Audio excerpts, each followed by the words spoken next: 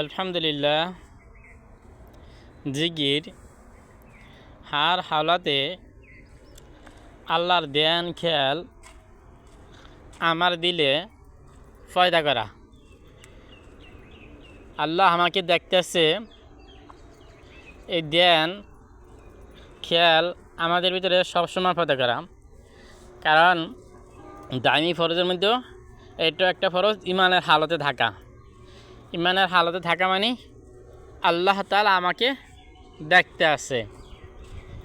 তো এই জন্যে জিকির কি হার হালাতে ইমানের হালাতে থাকা।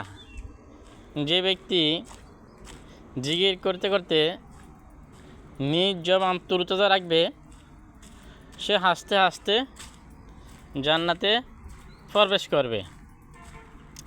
এই জন্য জিকির আমরা কয়েকবার করতে পারি।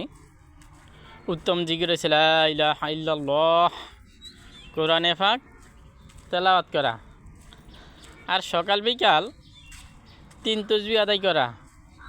সুবহানাল্লাহ, আলহামদুলিল্লাহ, ওয়া লা ইলাহা ইল্লাল্লাহু আল্লাহু আকবার। সকালে 100 বার, বিকালে 100 বার। যেই কোনো দুরূদ শরীফ সকালে 100 বার, বিকালে 100 বার। যেই কোনো ইস্তেগফার সকালে 100 বার, বিকালে 100 বার। এভাবে আমরা 3 তাসবিহ আদায় করব। জায়গা বিশেষ মাসলুম দোয়া খুঁজে খুঁজে আদায় করব। খানার আগে কি দোয়া, খানার পরে কি দোয়া, ঘুমানোর আগে কি দোয়া, ঘুমানোর পরে কি দোয়া। এভাবে আমরা জায়গা বিশেষ মাসলুম দোয়াগুলো খুঁজে খুঁজে আদায় করলে তাহলে আমার এরকমভাবে 24 ঘন্টায় আমার জিকির হয়ে যাবে গা।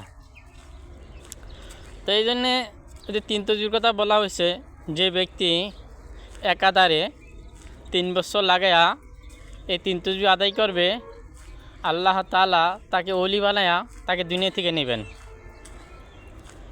এখন দিয়া আমগো নবীজির গুনাহ ছিল না, তারপরও দিয়া আমগো নবীজি 100 বার ইস্তেগফার পড়তেন কমপক্ষে।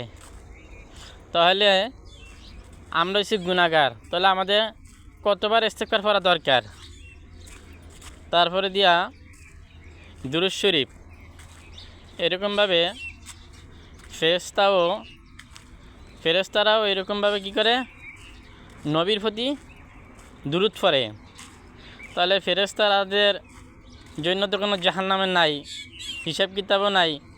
তো তারা যদি এরকমভাবে নবীর প্রতি দুরূদ পড়তে পারে, তাহলে আমাদের কীরকমভাবে দুরূদ পড়া উচিত। কারণ নবীর সুপারিশ ছাড়া আমরা জান্নাতে যাইতে পারবো না, আমরা দৌড়া খাওয়া যাব।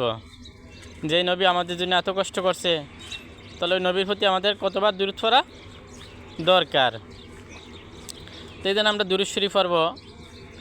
আর এরকমভাবে কালেমায়ে সুবহানাল্লাহ, আল্লাহ পবিত্র, আলহামদুলিল্লাহ, সমস্ত প্রশংসা একমাত্র আল্লাহ পাকের জন্য।